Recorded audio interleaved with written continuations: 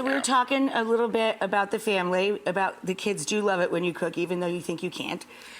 And they do try and eat it. They do. That's cool. They do. They for look, the longest time. God. Oh, What's the face? They always have to do that face all the time. I don't understand it, but yeah, no, they're always complaining to me.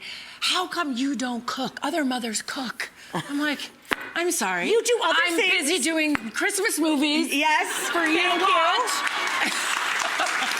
I'm busy remaining employed.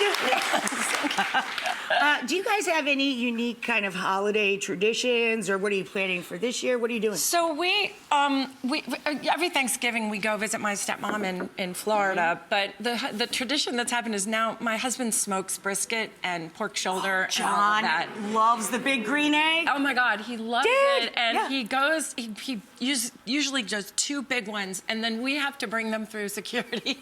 Oh, you travel with the meat. And then you're traveling with meat because we bring it on, and they know we're going. And they're like, brisket again, huh? Really? And they know they see us coming, and then you see the little pork shoulder or meat or whatever go through the X-ray, and that's our tradition.